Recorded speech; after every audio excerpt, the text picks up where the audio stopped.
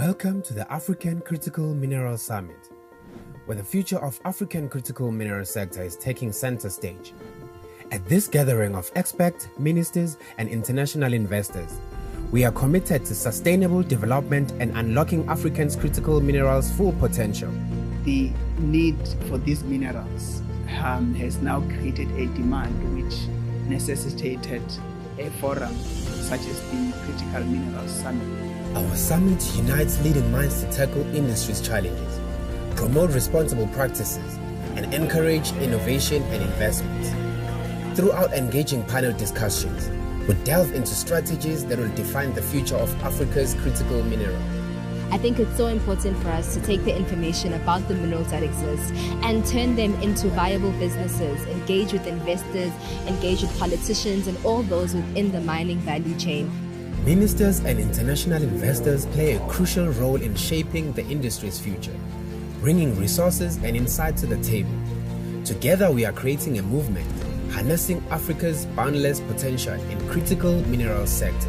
Some of the biggest challenges that we face in industry in accessing and utilizing critical resources. We've got land challenges like the Deputy Minister Kekana was saying earlier, where you've got the landowner being the municipality, then you've got the legislation at a national level.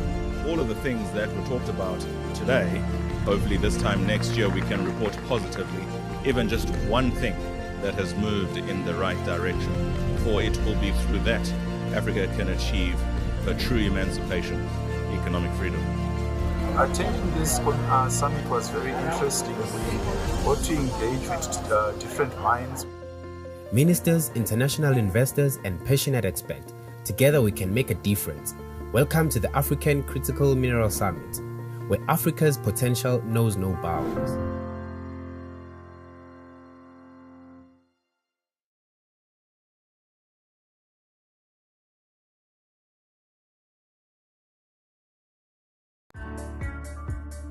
Welcome to the African Critical Minerals Summit for the year 2024.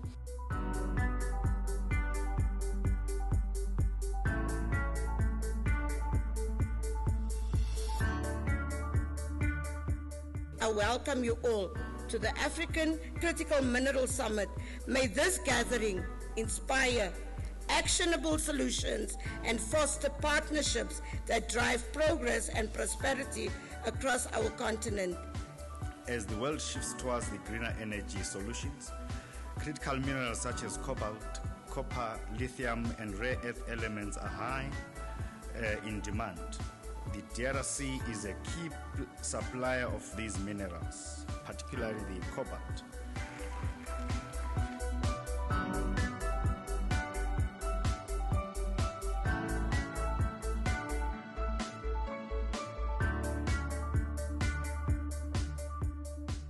Mozambique also has a significant untapped reserves of rare earth elements, which are crucial for high-tech industries, including electronics, defense, and clean energy.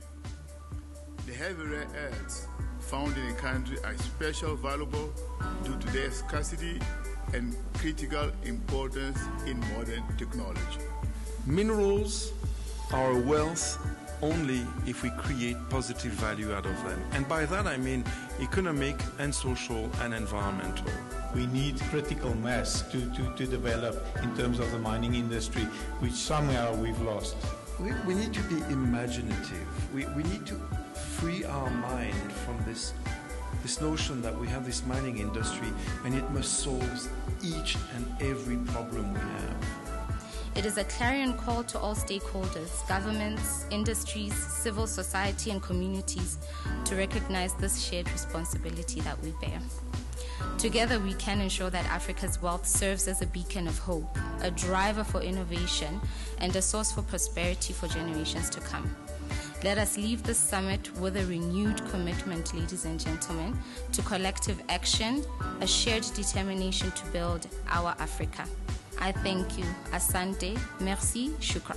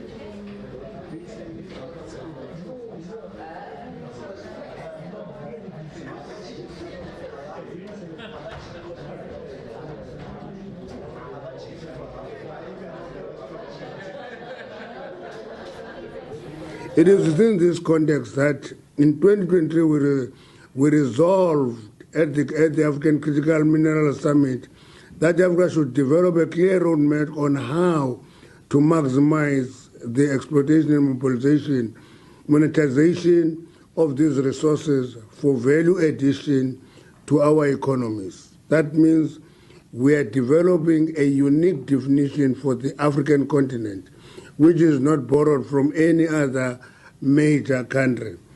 At the center of this roadmap is a shared vision for critical minerals with which our continent is endowed and thereby foster regional cooperation and economic growth.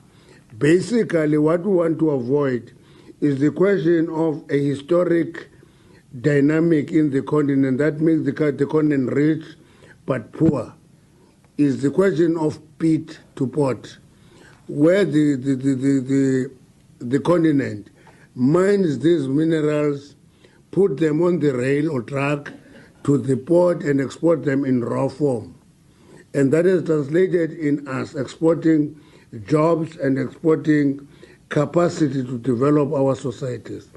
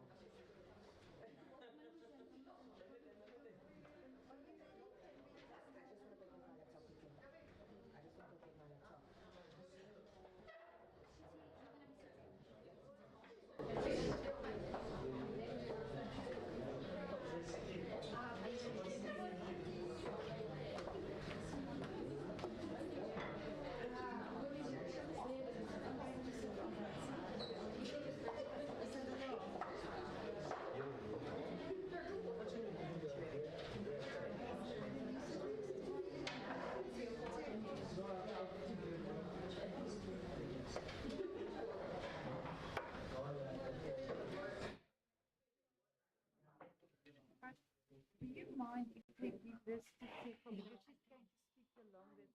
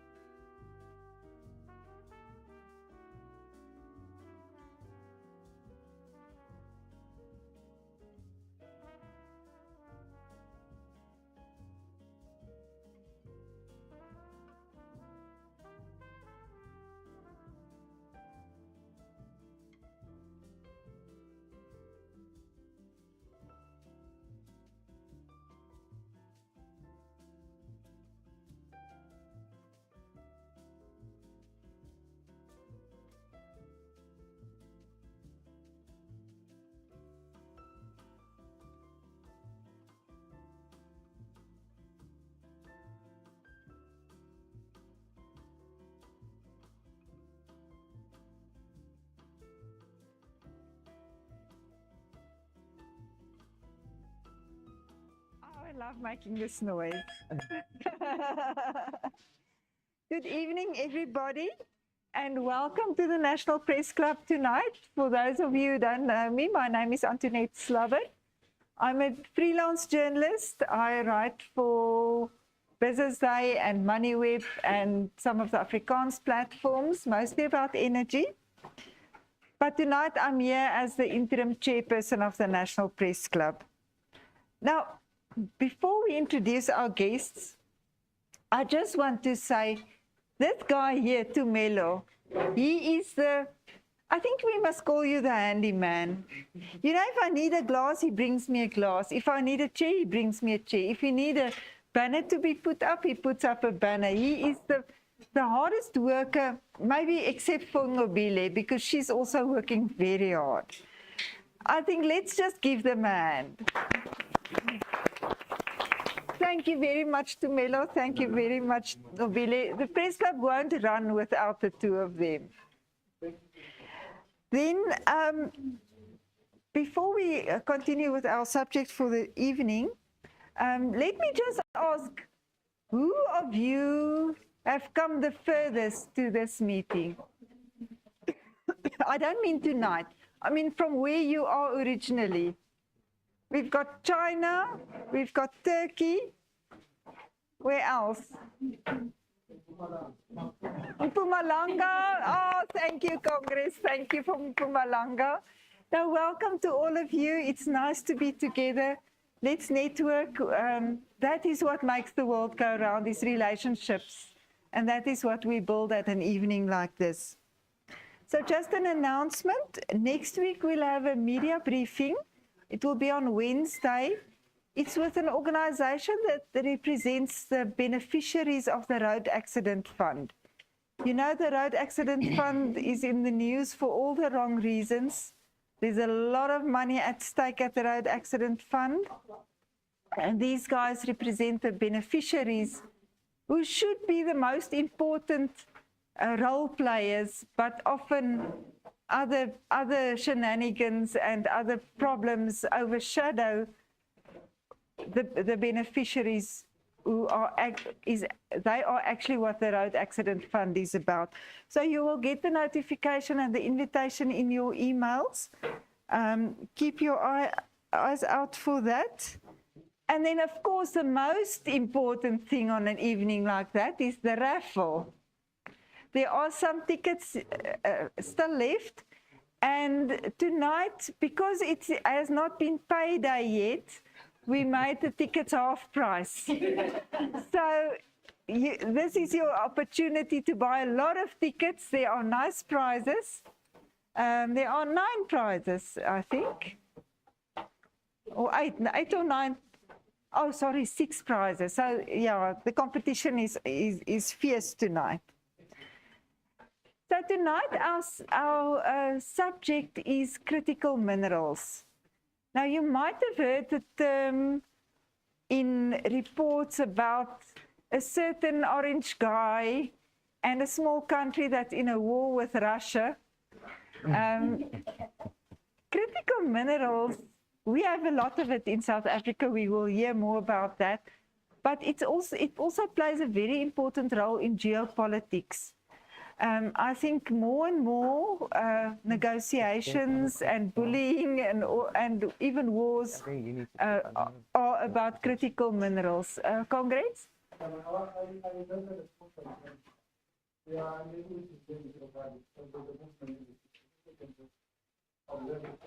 Okay. Tumelo is going to sort that out. You see what I'm saying? He's a star in the Press Club. Thank you, Tumelo. Okay, so I'm going to hand over to Nombula Nklapo next to me. She just told me she's our very young colleague, but she's very capable and she's good at speaking. She's going to introduce our other speakers and enjoy the evening. Thank you, Nombula.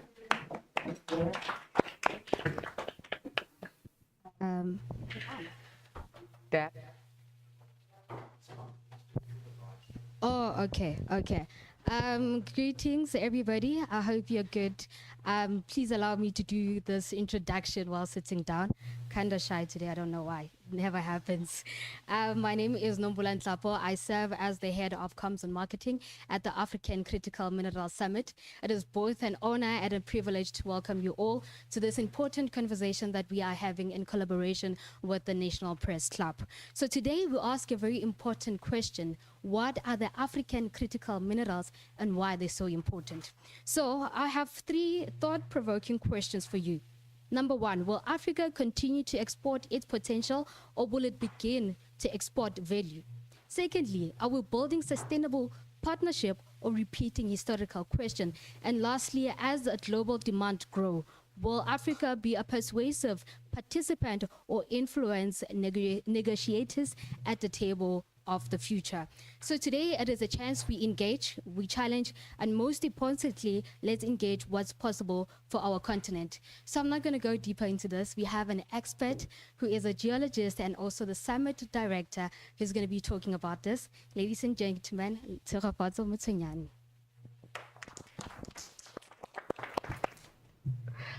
Thank you, ladies and gentlemen. Thank you to the National Press Club for inviting us here tonight. Just a bit more on the African Critical Minerals Summit. The African Critical Minerals Summit is a 2-day summit. It's an annual 2-day summit that is held in the Republic of South Africa. Launched in 2023, the summit is dedicated to fostering meaningful discussions on the sustainable exploration and extraction of minerals across Africa. Our mission is to drive initiatives that ensure that the beneficiation of Africa's mineral resources remains within the continent, benefiting local communities and economies. By bringing together government representatives, industry leaders, and stakeholders, we aim to shape policies and practices that support the sustainable economic development and growth in Africa's mineral sector. The vision of the African Critical Minerals Summit is to foster collaboration among government, investors, trade facilitators, mining houses to establish common policies that enable the responsible and sustainable minerals exploration, extraction, beneficiation, and trade of Africa's mineral wealth. The Critical Minerals Summit is to underscore the importance of critical minerals in enhancing sustainability of product and attracting investment and developing infrastructure. Why this summit matters over all the others. Africa holds over 40% of the world's critical and strategic mineral reserves. Global demand is rising due to the energy transition, digitization, and electric mobility. Yet less than 10% of the value addition happens on the continent. This summit aims to reshape the mineral trade narrative from extraction to transformation on African soil. A look into our journey. The African Critical Minerals Summit was inaugurated in 2023 in partnership with the DMRE, Department of Mineral Resources and then Energy, now Petroleum, and Minerals Council, amongst other SOEs. The key topics covered Africa's role in critical mineral supply chains, policy, regulation framework, local beneficiation, and economic growth. We had notable speakers, such as the current minister, His Excellency Minister Gwede Mantashe. We had Dr. Phumzile Mlambo-Ngcuka, Dr. Molefi Mutuku, Dr. Musa Mabuza, amongst others. This summit actually created the roadmap for the recently passed Critical Minerals Bill. It was at our summit where the Department of Mineral Resources and Energy saw it fit to create a bill that would guide and create policy for how South Africa trades its mineral wealth with the world.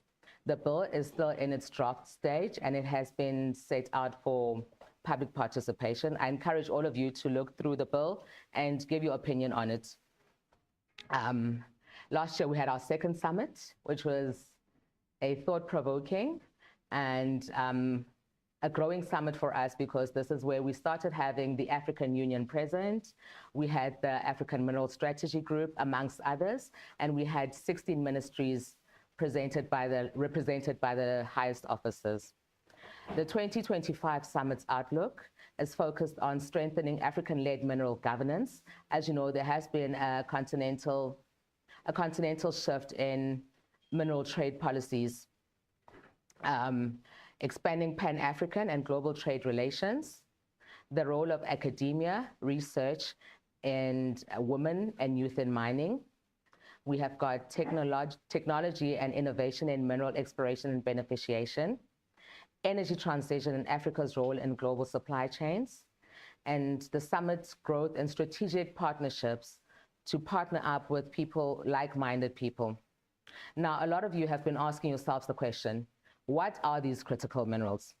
The definition of critical minerals are minerals that are essential for modern technologies, especially in the energy transition and digital systems.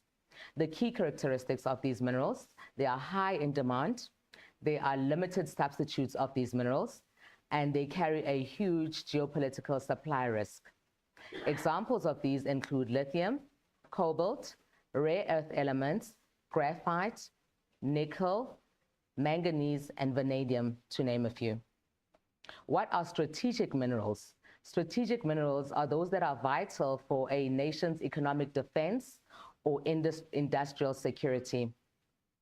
They're not always short in global supply, but are vital to a specific country like South Africa's economy or global political strategy. Examples of these include coal, which is very controversial, uranium, iron ore, copper, gold, platinum group metals, which are palladium, platinum, rhodium, strontium, chrome, to name a few. The key differences between strategic and critical minerals, their risk, examples of them, and the beneficiation. With critical minerals' purpose are for technological advancement and the green energy transition. The risk of these is that they carry a high global supply risk. Examples are lithium and cobalt, to name two. And the beneficiation of these are for high-tech manufacturing. With strategic minerals, the purpose of these are for national economic security. There's a far less risk, such as coal and platinum group metals, and for beneficiation purposes, they carry industrial inputs. With the economic contribution of these mineral comparisons, strategic minerals contribute towards about 5.5% of the country's gross domestic product, and the critical minerals contribute about 1.5% to 2% of the country's gross domestic product, and these are the ones that are mostly exported unprocessed. What the beneficiation of critical and strategic minerals means for South Africa, they carry job creation, skilled manufacturing, high-tech roles. They bring the industrialization potential, which contributes to a stronger domestic value chain. They carry the potential for technology transfer. They boost innovation. In terms of export value, unprocessed goods contribute to 1.5% of the gross domestic product, as I said, but the finished goods carry up to 5 times more the revenue. In terms of resilience, they make the country less dependent on foreign supply chains. The way forward with critical and strategic minerals, what they can do for the country is that they can strengthen public and private collaboration between governments and mining houses, trade facilitators, policymakers. They can implement incentives for in-country refining, which bring upon employment opportunities that make the country more attractive to foreign investment, prioritize infrastructure, and generally increase the socio-economic potential growth of the country. And with this, we can encourage women and youth in mining to reach into the manufacturing value chain. And And we can adopt a continental minerals policy with the mineral transitions that have been happening across Africa. It is ideal that we adopt a common policy where we trade and beneficiate minerals with each other before we export them at a lower value. Yeah, thank you. That's it. That is a lot. Thank you very much, Sofa. What we here, we have Fortune Mlalazi, who's going to be helping us. He's an expert in critical minerals. So we're going to have a Q&A session. Both Tseho and Mr. Fortune Mlalazi will answer those questions. We're going to have a question. Anyone? Yes, you may. Yes, you may. You can have Well, how have the importance of certain minerals changed as, let's say, over the last 10 years? I mean, coal was very important. Now it's like a bad word if you use it. And others, I suppose, were byproducts or just left on mining dumps, and now they're becoming important. Can you give us an idea of the extent of the change and what it does to the world economy? Would you like to take that? I think you can take the first half and I'll take the second half. Yeah. Good evening, everyone. We have quite a number of minerals, and some of them we only know names.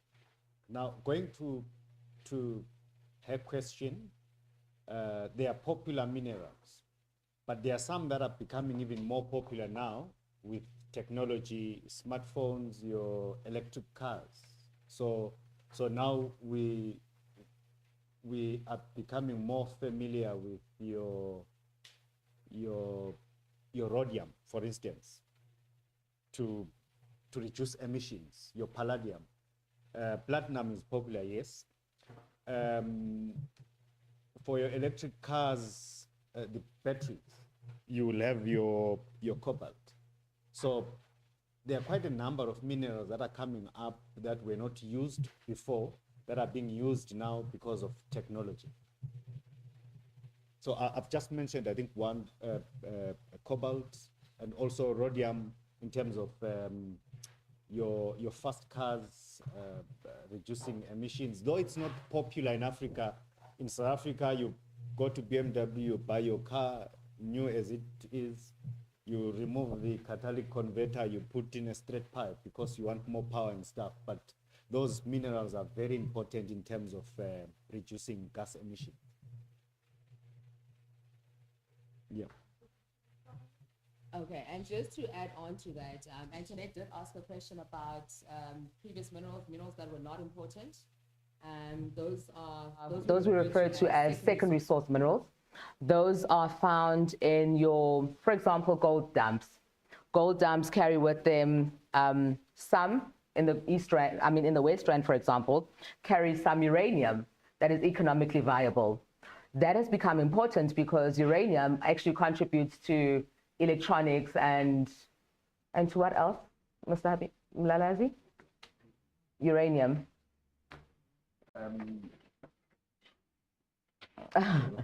I was just putting him on the spot there. Uranium contributes to medicinal minerals. It contributes to electronics, and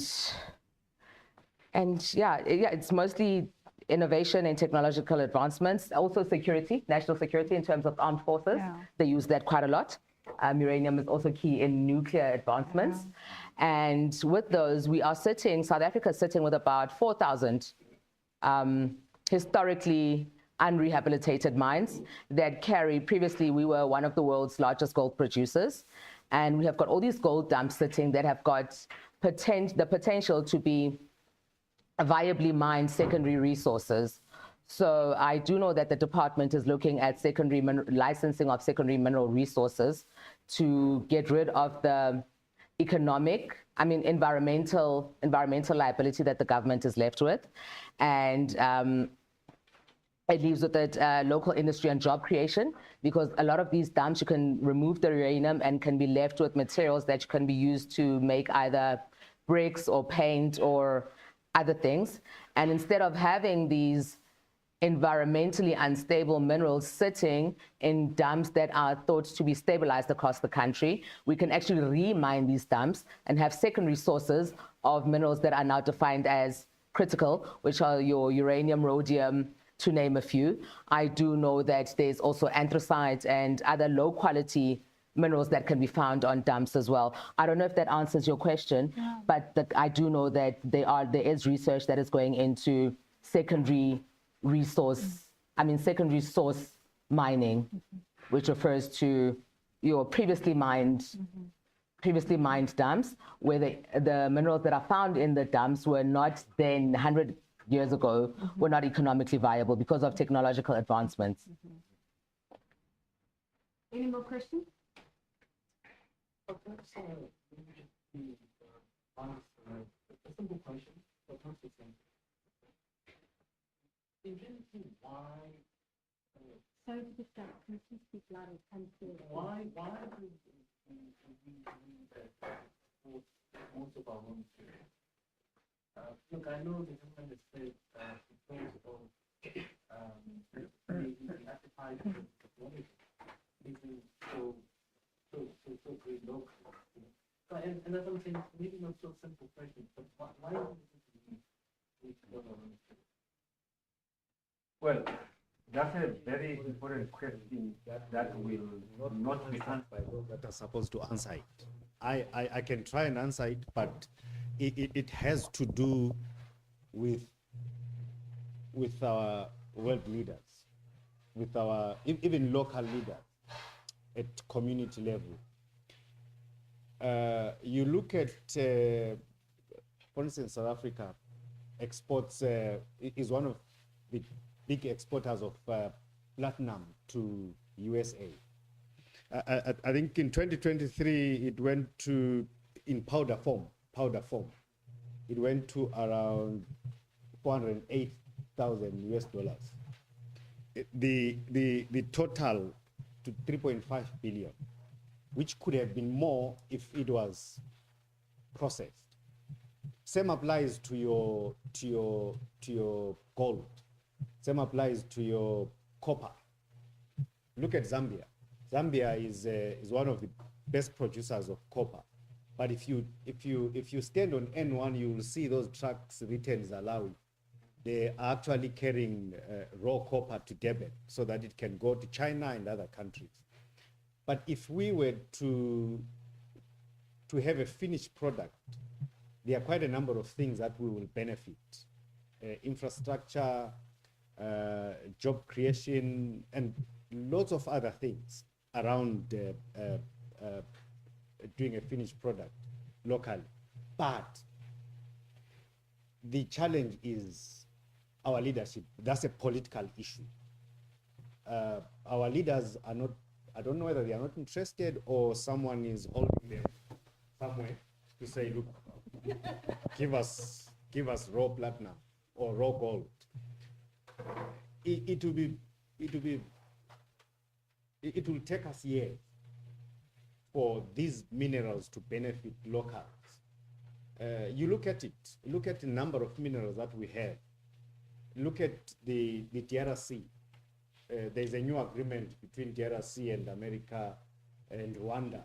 Rwanda does not have any mineral, but they have a minister of mines when they don't have minerals.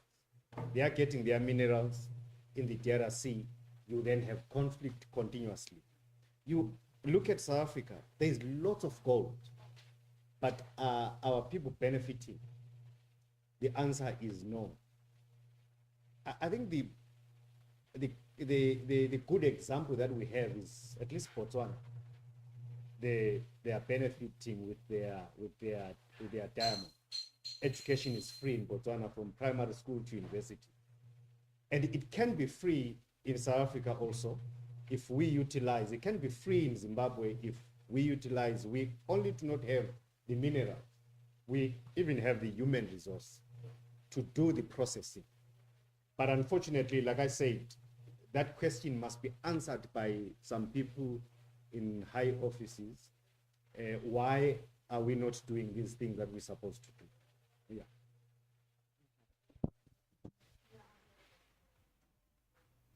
Just to add on this question. I mean, we've got enabling environments like your TTIC, your GMRE, and your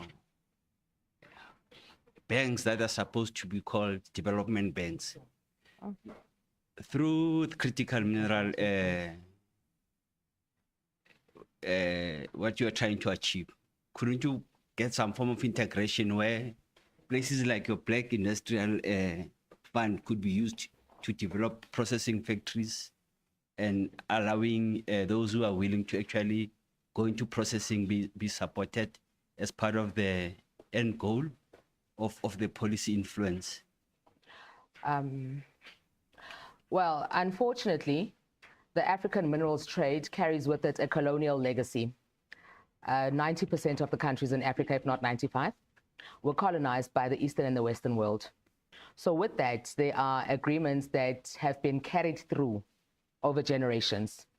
So the deal was to export raw materials, and these are the ones that actually determined world currencies. Hence, there's always the price of gold, which determines how the rest of the world trades. And we have got, because of this colonial legacy, we carry with it limited investment, intentional limited investment and incentives, which are sort of brought upon by policy gaps and inefficient implementation. Unfortunately, it carries things that we are not authorized or permitted to speak on. I'd strongly encourage you to attend the summit, because we'll have the people who are in positions where they are able to answer such questions without any repercussions. I don't know if that puts you in a safe place.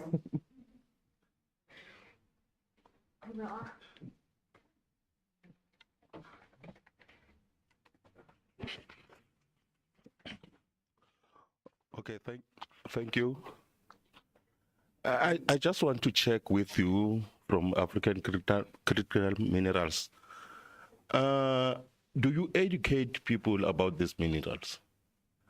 I'm from Rustenburg, and I've done a study, and I've realized people are working in their mines producing platinum, but they can't point out platinum. We know how gold looks like. We know how diamonds looks like, but platinum. Even yourselves, can you tell me what platinum look like? Look, we do our best to try and inform the communities that are around mining towns, communities in mining towns, as to what do they have, because the topic for this year's summit is actually the true value of Africa's minerals. The true value can only be determined by what we know of the value that we carry. As an employee, your main focus is to go there, do the work, get paid, go home, feed your family. What you do and what they do with it has got nothing to do with you, as long as you get your salary.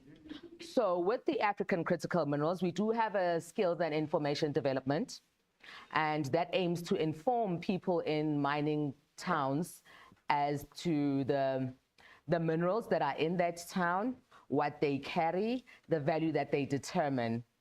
Unfortunately, these initiatives are often met with resistance from the actual mines, because it pushes, once you start mentioning the true value of what the people there are doing, then the mining houses sort of like get a little unsettled, because then the people know the true value of what they're working for, the true value of what they're working for versus how much they're earning, and all of that. And it brings upon, hence there's a session for geopolitical and socioeconomic stability at the summit that actually speaks to your question. We don't often succeed, but we do try. There's a question at the back. Hi, I'm Malatelo Surumula from Unisa Radio. So I want when is the summit actually taking place? Where and who is allowed to come? And the other question is based on I heard you mention the skills development. Sometimes not necessarily looking at areas that have minerals and everything. Do you sometimes do career exhibitions whereby you see we have career exhibitions whereby there are different careers that are taught about? Do you engage in those beside in areas that have minerals, and mines? Yeah, to educate young people more about it. Thank you. The summit is taking place on the 26th of August in 4 ways at the Indaba Hotel. You can have all the information that you need on our social media platforms. We are the African Critical Minerals Summit, LinkedIn, Instagram, Twitter, we are there. And then the people are allowed to come, anyone is allowed to come. Tickets are available. Also, we have delegate passes for the media houses. So all you have to do is email us. Our email is also available on our social media platforms. And in terms of your skills development program, I think it was last month we partnered with the YES. There was some program that we're doing in Cape Town. So we are trying our best to see how we can foster that, because as much as we are doing this, we also want to educate people about it. So one step at a time, and we'll definitely reach the goal that we want to reach. Thank you. Would you, for example, be available for Unisa Radio? Definitely. Give me the time and date, I'll be there.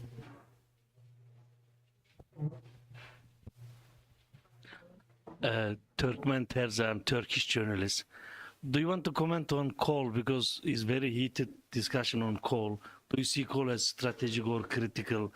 It seems you have very good quality coal mine, but you're not encouraging, you're not enough issuing license for coal, and many is closing down.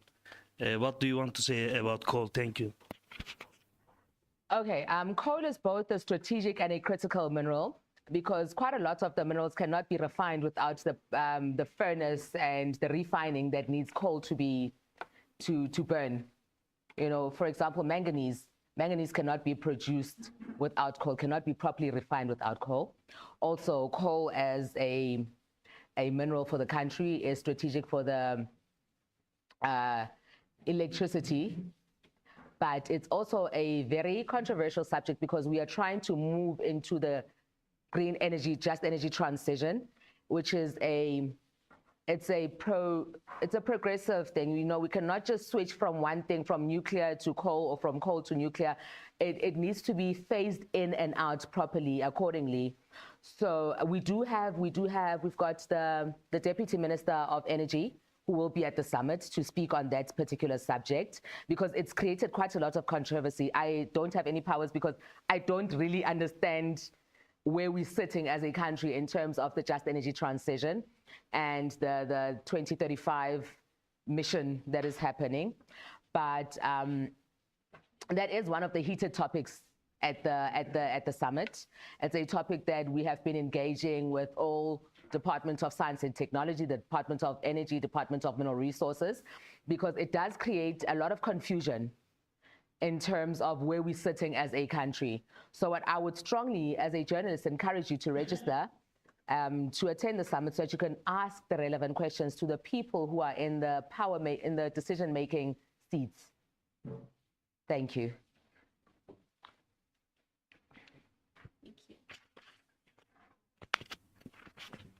Thank you very much. I think we spoke about one of the key elements in terms of the raw materials that are found in Africa. And one of the key issues. If you can speak louder, please, sir. Oh, I'm saying one of, sorry, sis. Oh, yeah, I'm saying one of the key issues. Sorry, if you can have the mic closer to you for the people that are offside. Thank you. Okay. I'm saying that in the absence of political stability in the continent, any particular endeavor that seeks to ensure that there's a beneficiation on the materials that are discovered in the continent, it becomes a futile exercise, because the people who determine and decide how these minerals are used, they are the one that is very close to your heart. So I get very worried that we get subsumed into what we call conferences and engagement, which we know at the end of the day, for instance, who will benefit honestly from Rwanda to Congo when there's an agreement between America? Clearly, it is a demonstration that until such time that there's stability in the continent, there's a political will from our leaders in the continent. Clearly, in fact, in Africa and in South Africa in particular, I'm a very optimistic, I'm a very pessimistic individual. Thank you.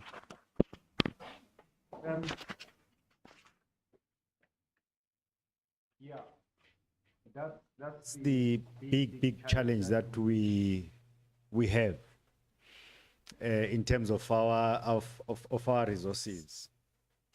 It is our politics that is wrong. It is our leadership that is not doing what they're supposed to be doing. That goes on to fuel also conflict. As you are saying, DRC will never see peace because of its minerals. In some countries, you will see, I don't want to use the word regime change or leadership change, because if a particular leader says, this is what we're going to do in terms of our minerals or in terms of our resources, that person or a fellow African will be sponsored to remove them from power. So that's the biggest challenge.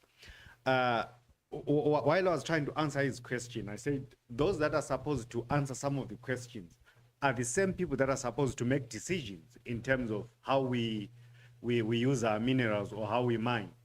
The gentleman from Rustenburg, for instance, people don't know the color of platinum. People don't know rhodium or palladium, simply because they are not participating.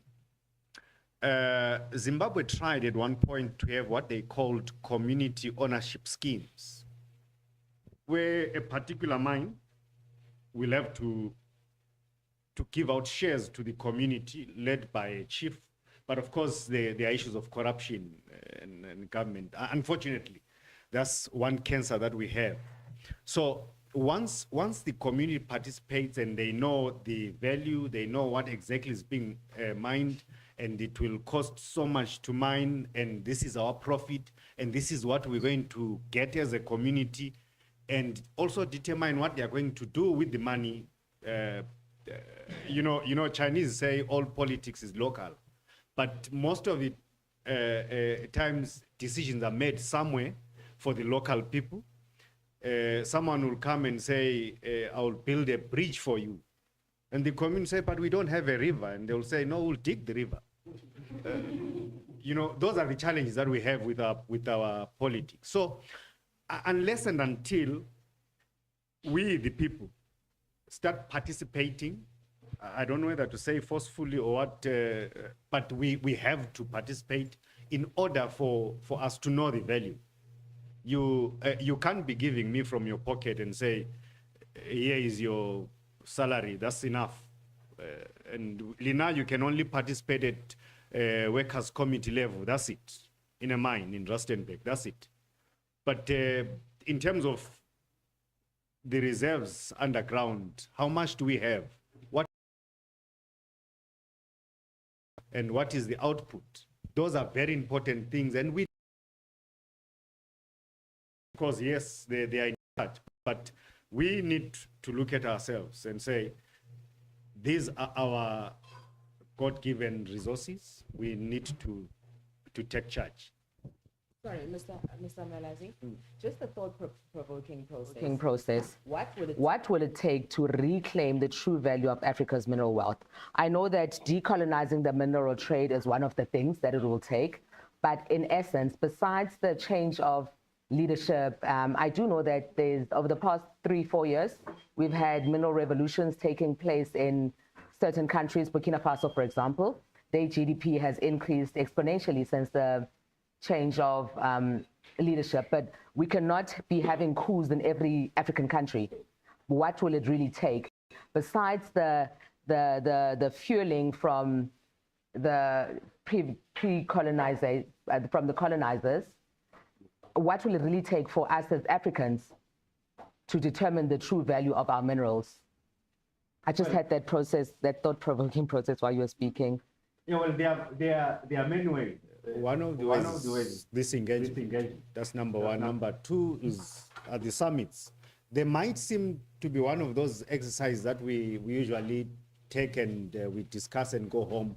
But let's continue engaging and talking about them, and then one of us here will stand up one day and say, in Rustenburg, this is what we're going to do. In Middleburg, this is what we're going to do with our coal and stuff. Yeah, so the engagements are very important. We will be practical one day. Okay, just to emphasize the importance of these engagements, the African Critical Minerals Summit has been in existence for just over 1,000 days, not even 1,100 days. And we've already created a roadmap for a whole bill to be passed that determines how South Africa trades its mineral wealth with the world, you know. So it's not just another talk shop. It is really a thought-provoking and action-driven summit. Thank you.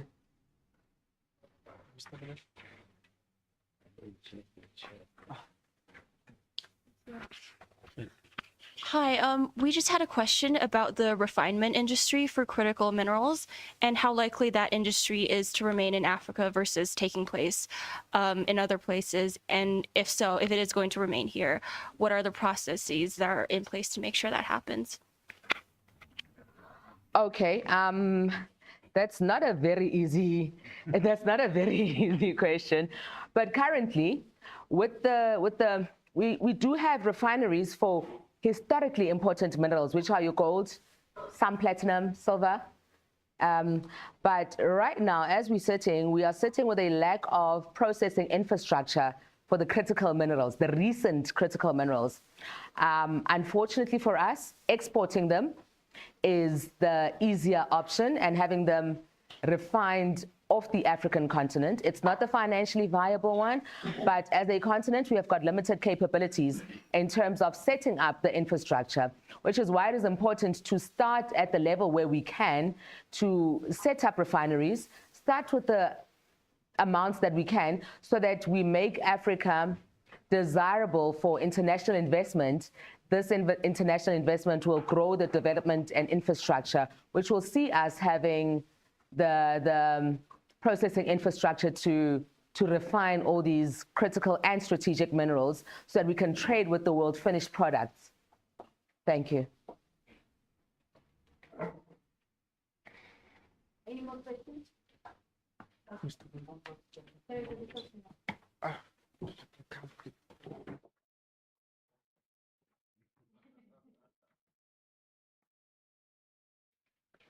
Okay, thank you. Just two questions. You said last one. Last one, two questions. Very easy, very easy. Look, I do know that you did mention, and the question is for you. I know you did mention that there are some critical stakeholders that you have pulled. I'd like to know, could we in the future look forward to a study commissioned by African Critical Mineral, you know, seeing that you have ear of academia, you know, is there anything that we could look forward to in that space? That's the first question. Second question, mining generally is carbon intensive, you know, or at least some of the minerals are carbon intensive. Is there any intention to sort of look into promoting a negative carbon footprint to the stakeholders in that space? Okay, I will answer the question on academia. We are in partnership with major universities, University of the Witwatersrand. We are in talks with University of Pretoria, University of Johannesburg. We do have academia, and scientists, professors, world-renowned, that are currently researching what critical minerals mean for South Africa. And as the African Critical Minerals Summit, we support all these initiatives. And we will have a session for academia to come and present their papers. I do know that Nomvula is in talks with regards to a podcast or something for them to publish their papers and research. I'm not very much on the socials. I think Ms. Nhlapo would be the one to actually say who she's speaking with. I think you can have a conversation with her after this so that she can actually inform you as to who she's speaking with, what paper, who are the key role players and stakeholders. Yes, and then in terms of the carbon-intensive processes of the mineral extraction industry in South Africa, I think Mr. Mlalazi will answer that. Could you repeat again? When you look at most, thank you. The selling and trading of carbon credits isn't so popular in South Africa, but it seems to be a trend globally where people actually trade with their carbon credits. Is it something that you potentially will be looking into in the summit, promoting a negative carbon footprint? Okay. So looking forward, one of the forward initiatives of the summit is to have a conversation that speaks to Africa's mining future.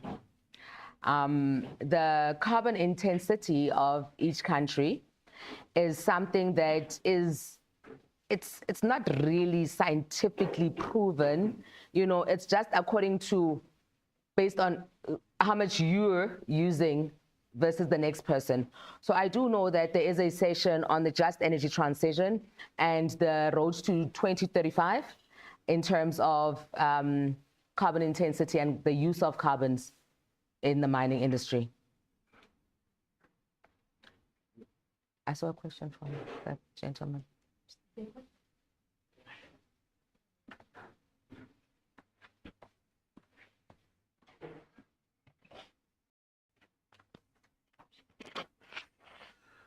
No, thank you very much, and good evening.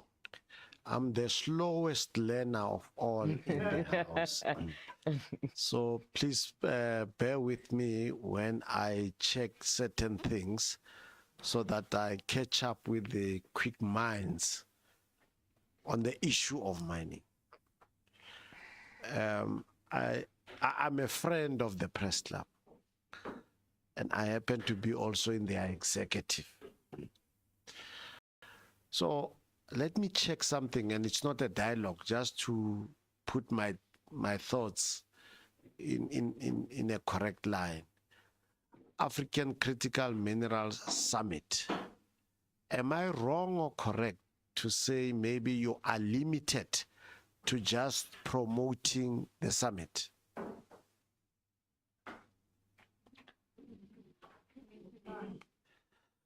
I'm just putting it to the panel to say, am I wrong or right? To say they are just promoting that I should know whether to get into the contextual dynamics of the whole issue, because I listened to the responses somewhere to say, then come and ask the real people. Come and ask the real people. And then also there was a blaming thing. Yeah, the leaders are saying, maybe we should. So that's why I want to know, so that I don't pigeonhole you, or I don't lead whole. Are you just here to promote the summit, just to tell us, colleagues as the media, we have this summit on this day and this day, please come? No, you're not entirely wrong. Look, I do want to promote the summit as the summit director, but also I am in the industry as a geologist, and all these things are things that are actually causing a lot of heat in the industry. Look, we have got industry experts at the summit, We are in partnership with state-owned entities such as the Council for Geoscience, MinTech, Minerals Council of South Africa, Department of Science and Technology. We've got the Department of Mineral Resources and Petroleum, Department of Energy.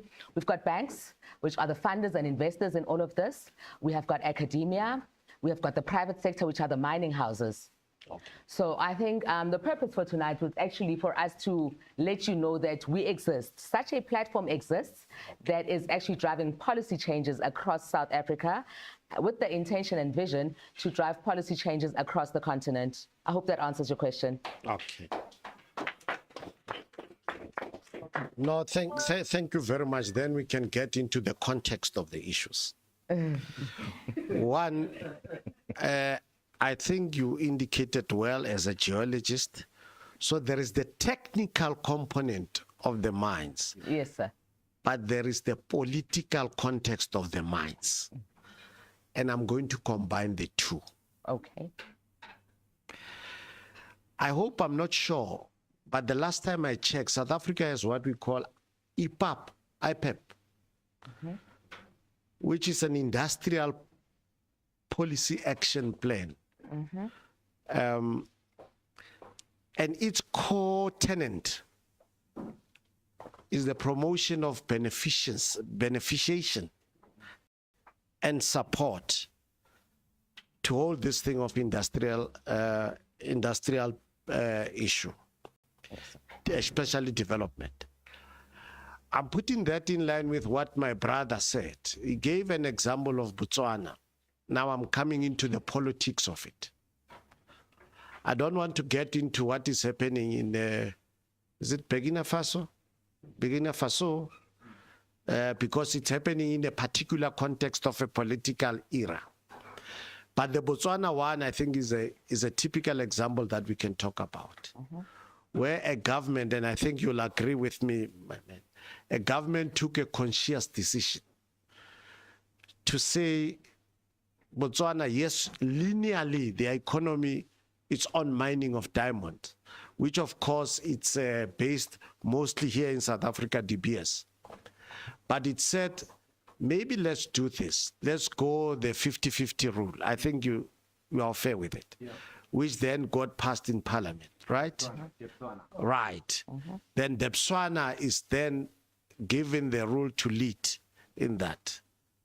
Then let's go to I don't want to get into the DRC. You have summarized it quite well. And South Africa, it's a victim of what's happening in DRC. But let's come home, because obviously we are hosting this summit. Hence, I was asking your role so that I can be clear. Surely when you host a summit, you are not good angels who will go to heaven when they die. Surely there is a particular angle that you want to promote. And then that's why I mentioned IPAP as the South African context to this issue of the mining. And now your issue is now in the global space. Why? Because of the whole issue that we are in now, of your Ukraine, Russia, South Africa. Because South Africa, we are using our own way of resolving problems to say, let us get into a negotiated settlement. But we are not as innocent as you might think. Hence, our soldiers lost their lives, may their soul rest in peace in DRC. So find out what will be the strategic outcome. I know I checked your pamphlet in terms of what you are expecting to be the outcomes, which to me, it's something we've been talking about for the past 30 or 40 years. You know, your strengthening partnership for policy alignment. I want you to locate it within the South African process of IPAP to say, is it what we are going to expect to be part of the outcomes of the summit, to avoid what I think you said, my brother, when you say it should not be a talk show of some sort. Also, a brother from Rustenburg even gave quite a typical but hating example, to say we haven't even seen a platinum with our own eyes.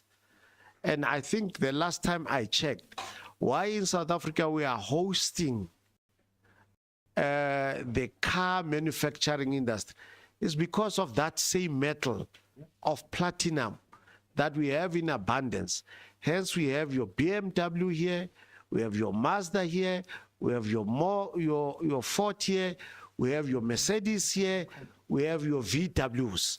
It's not only because of our proximity to the ports, but it's also because of the critical, some of the minerals that we have which can be harvested easily to put that.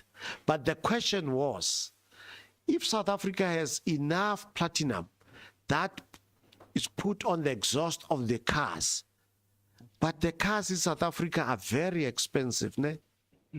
You won't believe that VW is made here, Mercedes is made here, Ford is made here, Mazda is made, but the price is so high you can't believe. But you go to France, the home of Renault. Renault is actually even owned by a student because the pricing is low. I'm coming. No, I'm coming, don't worry. I'm giving you a context. Hence I said I'm a diesel person, I take time. Okay. Yeah, so I'm coming. Okay. Yeah, so what I'm trying to do is to give a context of what am I going to lead the people to, okay, especially journalists, because journalists, they write a story based on what you present before them. Okay. They are like a magistrate and a judge. That's why when they rule, they say the facts presented before me. So that's why I am putting all these facts, because the journalists here rely on the background that we give so that they are able to write something on the summit. Understanding. Am I still protected? Yes. Brilliant. Yeah. So I am saying now, with this summit, surely there will be some of the outcomes that we are aiming to, which I think we must assist our scribers who will be writing about the summit to say, is it an ordinary, normal talk show that is going to be? Or what are critical areas that they are going to look at? But that you cannot divorce it from the international imperatives of the minerals. The international imperatives, we are talking about your Ukraine thing. Maybe if you don't know, let me tell you. South Africa is negotiating peace in Ukraine. We hosted 63 Ukrainians here. We didn't go and shout about it. Then part of the issues that they raised was that America now has said we should sell minerals for them. How do we negotiate peace with you, South Africa, when we are caught up in the business component of it? Do you get what I mean? South Africa is a member of BRICS. Hence, we are trying to mediate between Russia in our capacity as a BRICS member and Ukraine. Maybe what you don't know, which I think the chairperson would have to know, is that as I'm speaking to you now, which I can confirm, Chair, the European Union has just banned all journalists that are residing in BRICS countries from straddling or reporting in Europe. It's going to be issued, I think, tomorrow. So those are the nuances and the politics behind the minerals component of it. So maybe what I might want to ask you is, in few sentences, if you can tell, which I know is going to be difficult, to say, what is it that we expect this summit to come up with? I think that will assist, so that whatever we build or whatever we write, we should not write we should be conscious of what is it that we want out of it.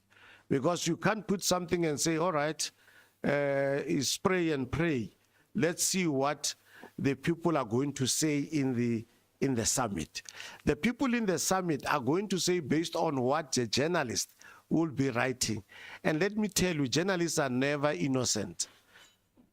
So there should be a particular way that you must educate us, so that when other parties to the summit start to prevail to journalists to send to them a particular narrative would have been well resourced by what you have told us, so that we are able to see that this one is of course trying to campaign a narrative for us. But that should not be, it should be based on also the EPUB that I mentioned, which is the South African Bible towards the mining things. Am I clear on that one? Yes, you are clear. Thank you very much. Yes, you are clear. In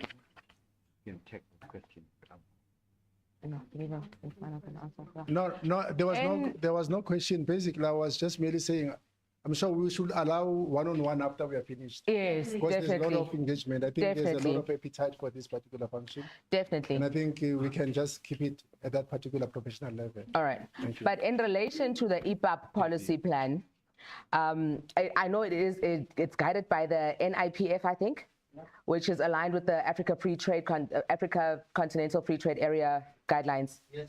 So it is within the same context that in 2023, the Ministry of Mineral Resources and Energy developed a clear roadmap on how to maximize the exploitation, monetization, and trade of these reserves for value addition to our economies. That statement I quote from the statement that the minister made in Parliament himself. So this bill that was created, the resolution was reached at the ACMS 2023, is in line with the policies that you've just mentioned. It has been extensive. It was started in 2023. The bill was only passed on the 20th of May this year. We have been part of certain sections of the bill which speak to what our summit speaks to. Yes, there have been summits for the past 20, 30 years on mining, and I don't want to mention names and stuff, but in our facilitate and create a roadmap for a whole bill to be passed in line with these policies that you have mentioned. Yes, I understand that there is trade facilitation and peacemaking missions and all these things that are not necessarily in line with the values and policies that we as a nation represent. But there is a roadmap that has been created. I would strongly suggest that you give your opinion and respond to the survey, because the survey actually is being taken seriously. There is a whole team that has been put up in Parliament, in the parliamentary precinct, to deal with comments that come from the surveys that come from this particular bill that our summit speaks to. Our summit doesn't only speak to this bill, we speak to other bills, such as the labor and the working conditions. We speak to improving the socio-economic status of South Africans. We don't speak to trade and no, those things, international trade and those are things that we'd actually not prefer to have. We want to trade within ourselves. So that is what this summit speaks to. I know I haven't answered your question. If you and I can have a one-on-one engagement post this session, then I think maybe you and I can reach a consensus. Thank you, sir. Thank you, sir. Any more questions? Okay, we are closing now. Sorry. On behalf of the African Critical Minerals team, we just want to say thank you for being here. Thank you for all the questions. We're just here to spark curiosity and educate about the African critical minerals. And a special thank you to the National Press Club for hosting us today. We hope that today's discussion sparked your curiosity and encouraged your involvement in this type of discussions. And we'll be glad to welcome you guys again on our summit on the 21st and 26th of August at the Indaba Hotel in Four Ways, so that we can continue, have these questions and also have answers and see where we're going forward with this. And yeah, I'd like to hand over to Antoinette. Thank you very much. Thank you very much. It was very interesting. I think there's a lot to discuss. And I think some of us will see each other at the summit. Okay. Just before we close, there are still some raffle tickets. I'm sorry for the colleagues that are online following the live streaming. I think we will greet you before we have dinner. Thank you so much. Dinner will be served shortly. Thank you.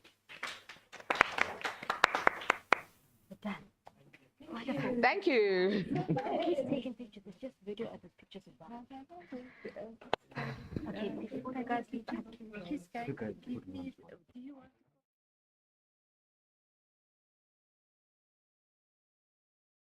To the African Critical Mineral Summit, where the future of African critical mineral sector is taking center stage.